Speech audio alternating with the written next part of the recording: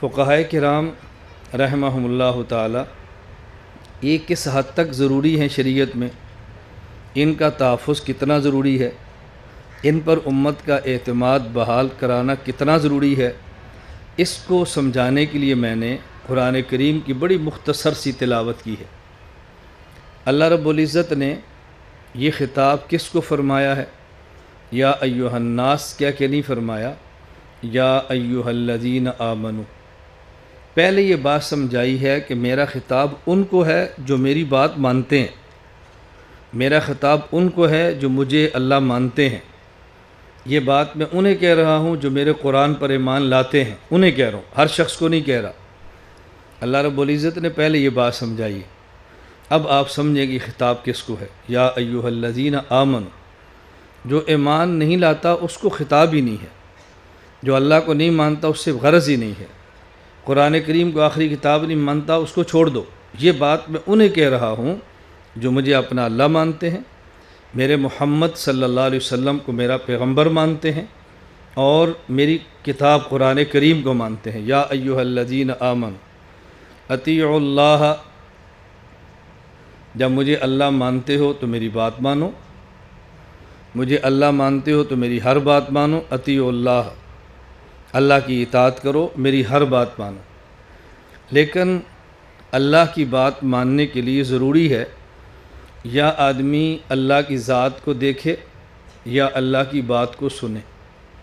اگر آپ کسی کی ذات کو دیکھیں بھی نہیں اور کسی کی بات کو سنیں بھی نہیں تو اس کی بات مانیں گے کیسے؟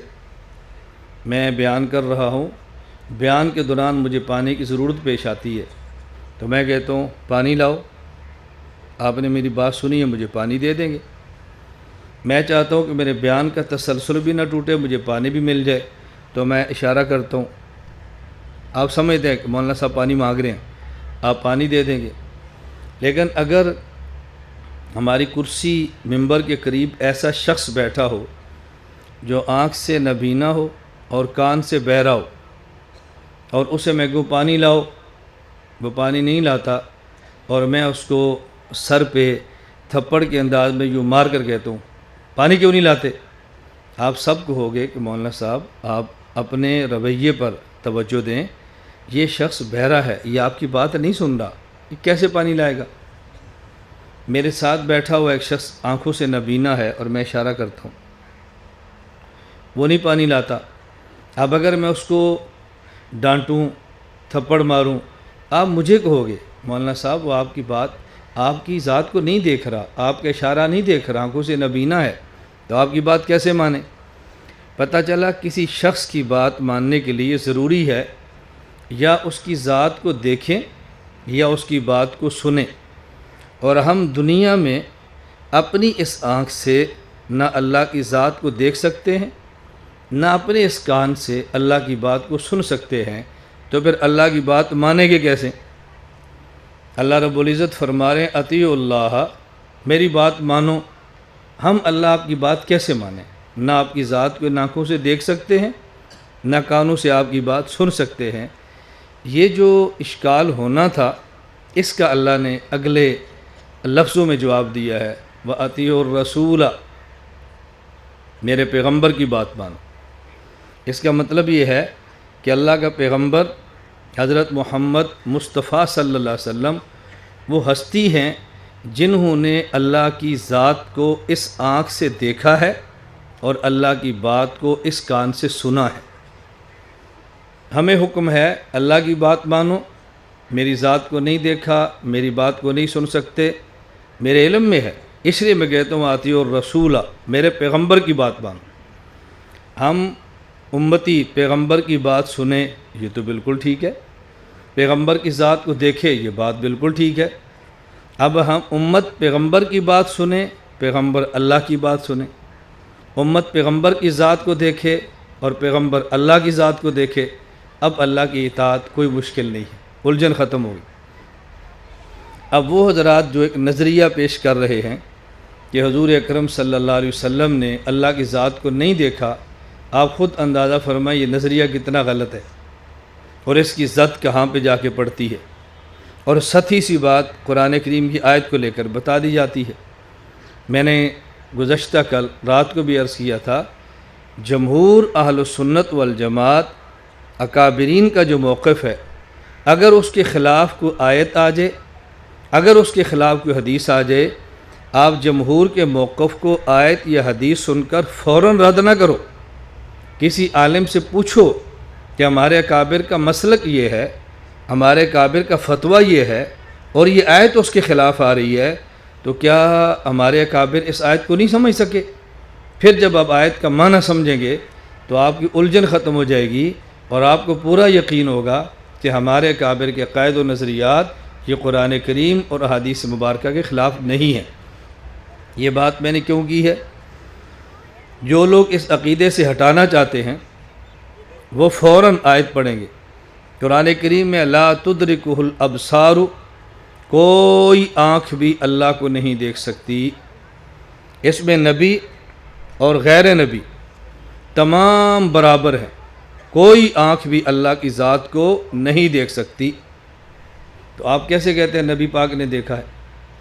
ہم ان کو حدیث سنا دیتے ہیں، وہ حدیث مبارک ہے، عبداللہ بن عباس فرماتے ہیں، انس فرماتے ہیں رضی اللہ عنہم کہ رسول اکرم صلی اللہ علیہ وسلم نے اللہ کی ذات کو دیکھا ہے۔ اب آپ اس حدیث کو چھٹرانے کے لیے وہ فوراً ایک اصول سنا دیتے ہیں، اور وہ اصول انہوں نے آپ کو پکوایا ہے، آپ کو رٹوایا ہے، آپ کو سمجھایا ہے، اور آپ اس کے اندر مبتلا ہیں۔ اصول کیا سمجھاتے ہیں؟